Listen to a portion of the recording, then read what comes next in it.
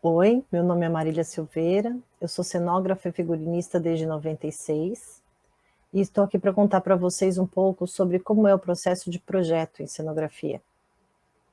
Bom, a cenografia é uma arte em essência visual e ela consiste em criar espaços onde uma ação vai acontecer. Portanto, não é uma arte que se inicia e se encerra em si mesma, como são a literatura ou a escultura, por exemplo.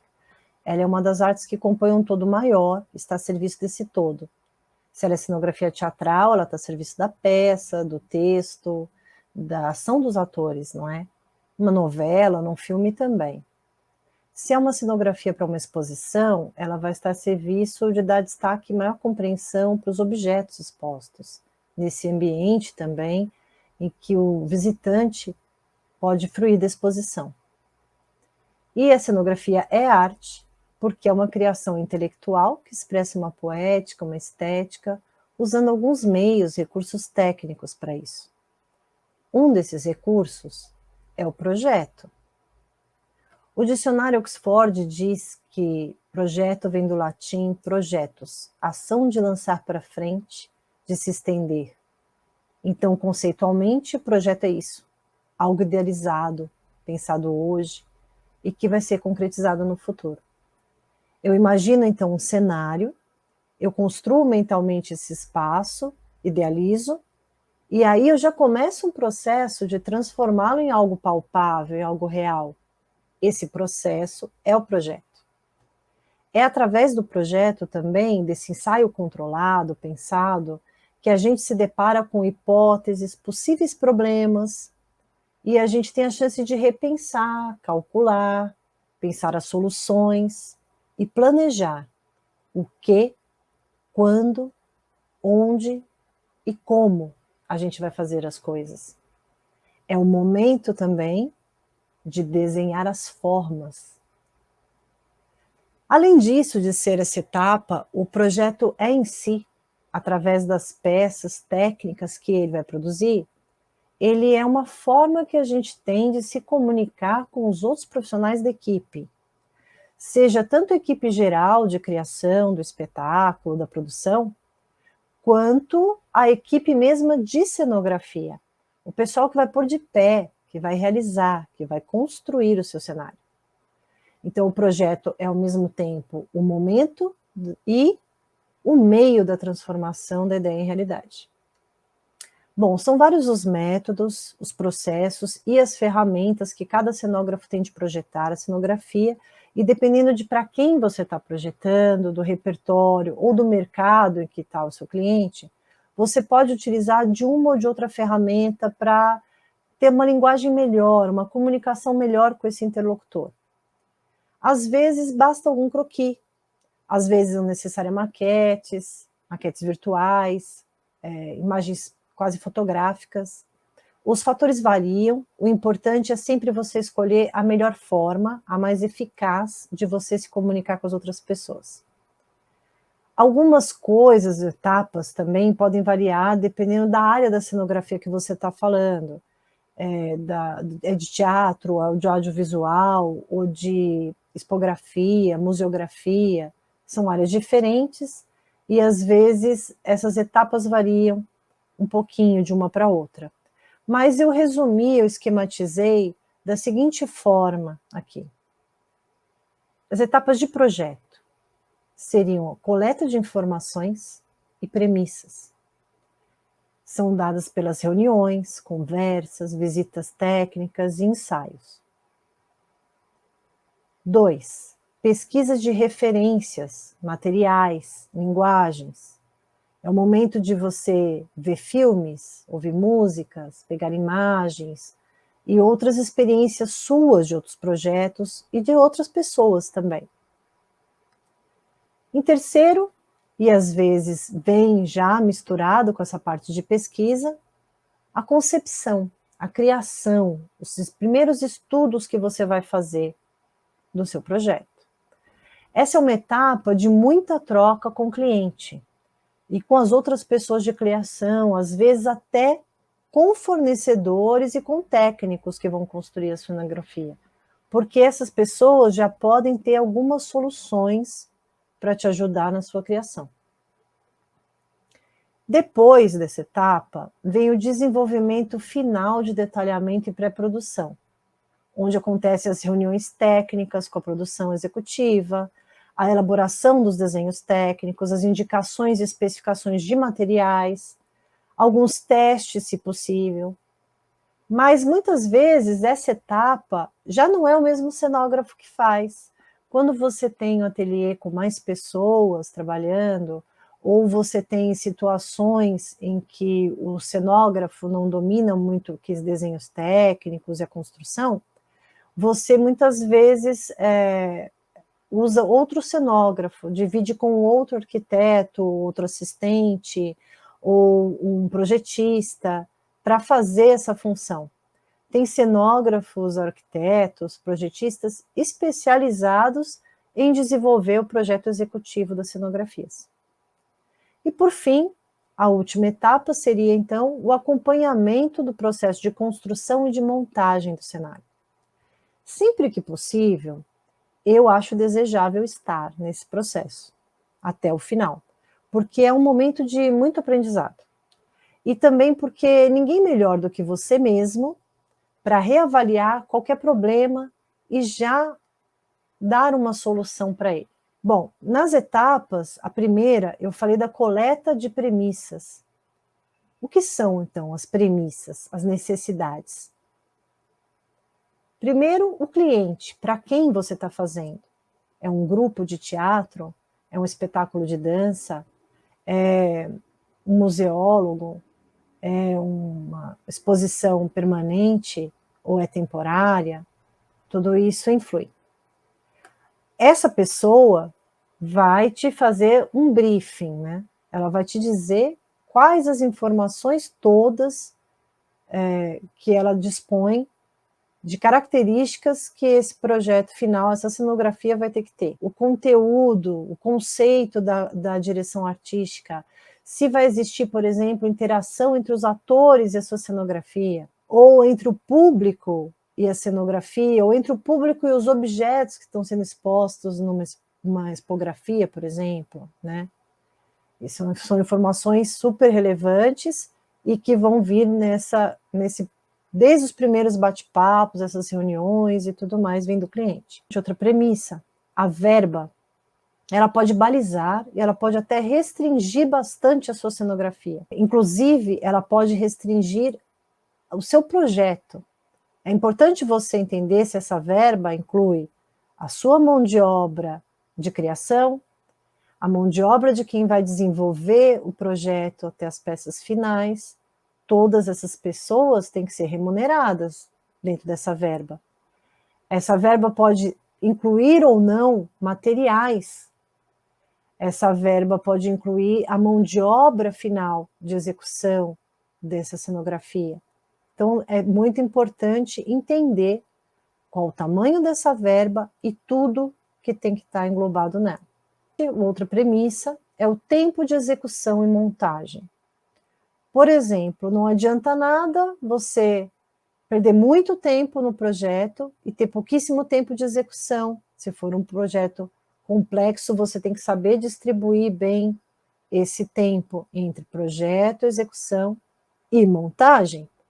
Por exemplo, tem montagens que você tem 8 horas para fazer. E aí não adianta ser uma baita cenografia complexa de montar, porque você não vai ter tempo de executar. Então é uma premissa super importante. E tem outras particularidades também que esse cliente vai te dizer do projeto. Por exemplo, se ele é itinerante, ele acontece em vários lugares, tem que ser desmontado, transportado, remontado. Qual é o meio de transporte dessa cenografia? A equipe que vai montar é sempre a mesma? Ou cada lugar é uma equipe diferente? Então, essa equipe tem que entender, receber um manual de montagem bem detalhado. Isso também faz parte do seu projeto, também é peça de projeto que você tem que mandar, tem que fazer. Outra premissa, provável local. O espaço físico em que vai ser montada a sua cenografia. Se é um teatro, por exemplo, qual o formato, qual a relação palco-plateia? É palco italiano?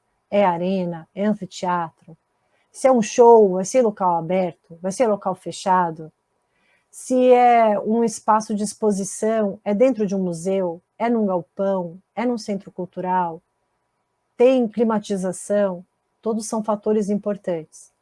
Nesse momento, você recebe a documentação do espaço, plantas, cortes, fotos, muitas vezes você tem que você mesmo fazer visitas técnicas, porque não existe uma planta do local e você tem que saber as dimensões e tudo mais. Se possível, até fazer vídeos nessa visita técnica, porque isso, por exemplo, para uma exposição, pode ser interessante para você analisar o percurso do visitante, né? E a visita técnica é muito importante também para você aferir essas medidas, você pegar o máximo de informações ao vivo ali do local, por exemplo, acessos da sua cenografia, as portas, os corredores, as escadas, os elevadores pelos quais, né, a sua cenografia vai ter que passar. No entanto, se você não tiver esse espaço definido, você tiver que começar o projeto e ainda não tem definido o espaço, alguma coisa você tem que pressupor sobre isso, né? Algumas medidas gerais, você tem que partir de algo para você começar a desenhar, porque senão você não tem como dimensionar nada. E por fim, premissa super importante é ou o texto, no caso de teatro, ou o roteiro, o plano de direção, o storyboard, no caso de uma obra audiovisual, né? Ou, se for um projeto museográfico, esse projeto museológico, o projeto curatorial, enfim. Depende muito da área que vai vir, mas sempre vai ter uma dessas premissas aí para te direcionar. E tem, como eu mencionei antes, as ferramentas que você vai usar para fazer seu projeto. Elas dependem da necessidade tanto da etapa do projeto, se é a hora de vender o projeto, de convencer o seu cliente, né? Ou se é para calcular, explicar para um técnico alguma coisa, ou se é para você mesmo, o seu entendimento do próprio cenógrafo, do seu projeto, né? Depende também das ferramentas que você vai usar, do prazo de projeto que você tem, dos recursos humanos que você tem, se as pessoas têm conhecimento de uma ferramenta, dominam aquela ferramenta, você vai utilizá-la. Se você não tem essas pessoas na sua equipe, você vai utilizar as ferramentas que você domina, e assim por diante, né? O que importa é sempre você escolher o que vai te ajudar a comunicar melhor, o seu projeto ficar mais fácil de ser entendido, mais completo. Então são elas: o desenho, que pode ser desde o croquis à mão livre, até os desenhos técnicos em escala à mão, ou desenhos feitos em ferramentas como o AutoCAD, por exemplo, que vão te dar muito mais precisão, vão fazer desenhos em escala realmente, e que podem ser feitos e refeitos ao longo do projeto.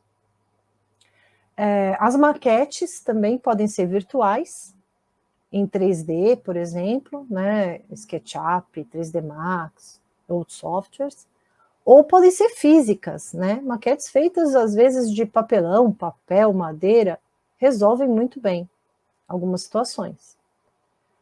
Em terceiro, tem as pranchas de referências, pranchas de materiais, de texturas, paletas de cores, que é uma coisa muito importante para audiovisual, por exemplo. E essas coisas todas podem ser virtuais, né, apresentadas num PPT, um PDF. Você pode imprimir algumas dessas folhas para serem manuseadas, numa apresentação, ou você pode tê-las físicas mesmo, né? Às vezes amostras, texturas de materiais, cores vistas ao vivo, elas realmente reproduzem a realidade que você vai ter na sua cenografia e são importantes serem feitas. Por fim, outros recursos que você pode usar, fotomontagem, colagem, uma série de coisas, vai depender muito do processo seu de projeto, enfim. Então, para ilustrar essas ferramentas e essas etapas, eu trouxe 3 projetos que eu fiz ao longo da minha carreira, não dava para mostrar todos, são muitos, são inúmeros mesmo. Eu trouxe alguns, eu pincelei, que eu acredito que dão uma noção do projeto desde o mais simples, resolvido com uma maquete, né, até os mais complexos, que demandam muitos desenhos técnicos e muita pesquisa e muito 3D e tudo mais. Então, o primeiro deles, um projeto que eu fiz em 97, para a peça Esperando Godot, de Samuel Beckett. E é um projeto muito querido por mim, porque a gente ganhou o prêmio de melhor espetáculo, prêmio de melhor cenografia, e foi uma experiência, assim, onde eu me senti pela primeira vez cenógrafa de verdade.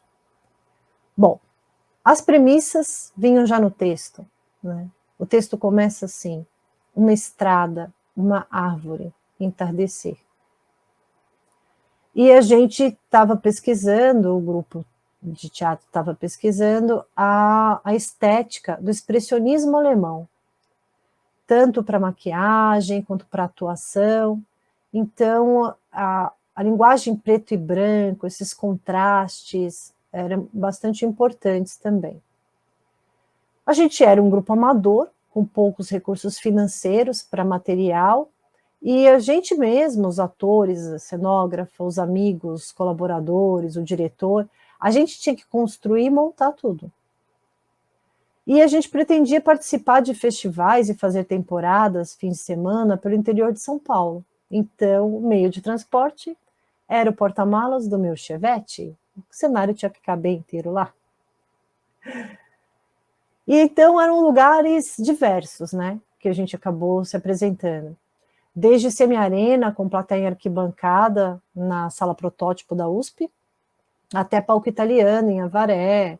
Teve auditório praticamente sem vara, que a gente prendia nos pontos do teto mesmo do local.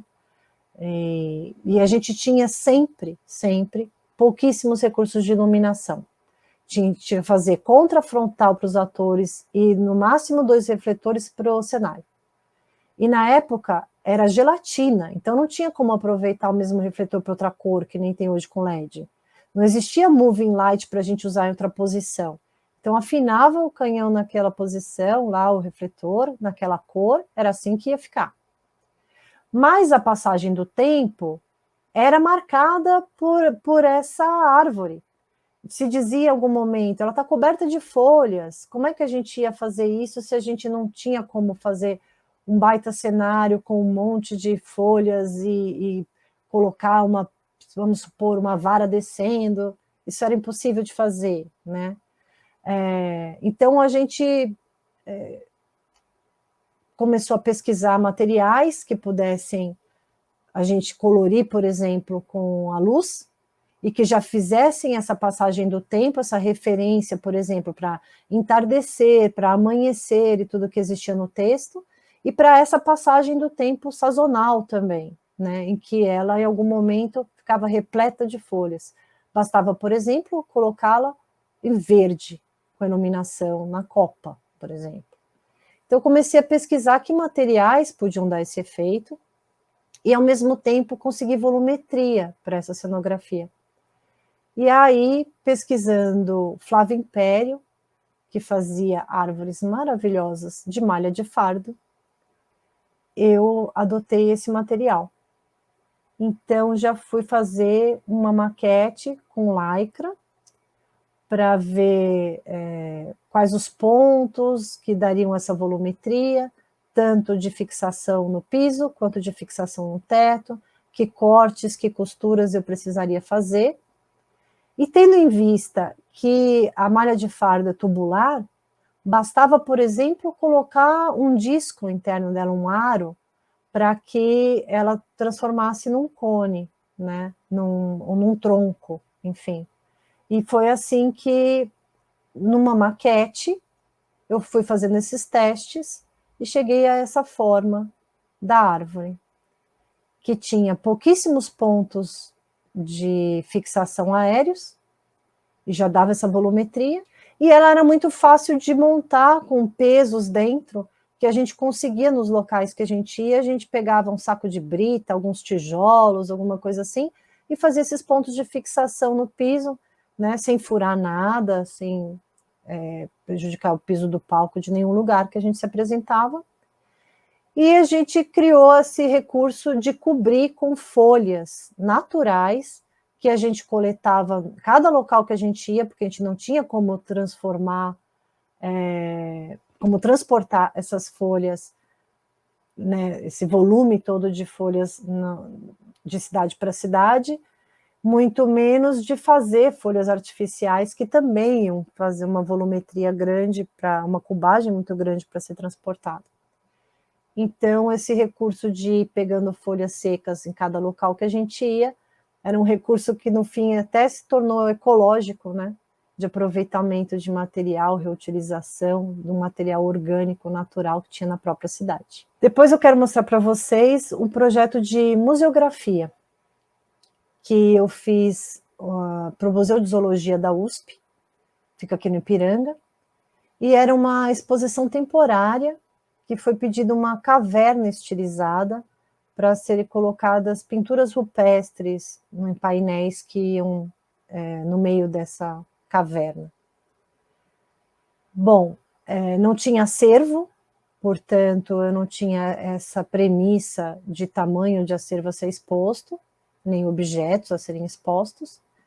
E aí eu fiz uma visita técnica para aferir as medidas e as possibilidades de montagem do local, e aí já me deparei lá com uma caixa de luz que não podia ser obstruída, com conduítes que podiam ser cobertos, mas não podia fixar nada neles, com paredes que não se podia fixar nada, e com as portas existentes que não podia obstruir também, que elas davam acesso a salas que permaneciam funcionando durante a exposição.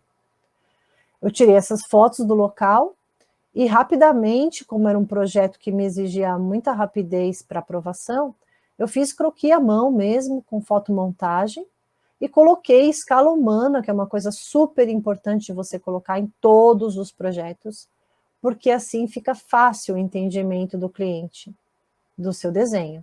Ele olhou a escala humana, ele já entende o tamanho que tem aquele espaço. Bom, aprovado o orçamento, que na verdade, se eu não me engano, a verba já tinha sido dada pelo cliente, eu parti para a maquete. Nesse caso, ela tinha uma função meramente de estudo estrutural, para mim, para o serralheiro, e para quantificação de materiais para compra, né? Então, eu fiz essa maquete super simples, de papelão e arame mesmo, e no momento que a gente colocou o tecido para ver, para calcular esse tecido que ia ser utilizado, a gente verificou que estava muito plano e que essas curvas, assim, muito sinuosas e orgânicas, não davam o resultado final estético que a gente queria.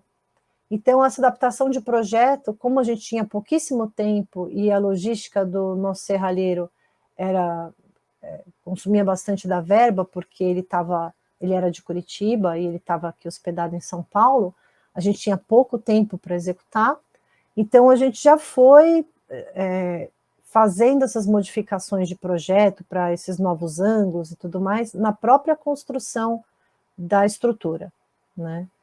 Aí tem a foto mostrando essa estrutura já feita com esses ângulos todos, e por fim, a montagem foi feita no local, ela tinha alguns pontos de apoio que foram mantidos do estudo estrutural da maquete, alguns pontos de fixação nos painéis de madeira que foram construídos para receber as pinturas rupestres, a reprodução das pinturas rupestres, e a gente fez o fechamento dessa estrutura com o tecido e uma aplicação de cola, pó de serragem e pigmento, para fazer essa estrutura estilizada aí de caverna, com essa textura também estilizada de caverna.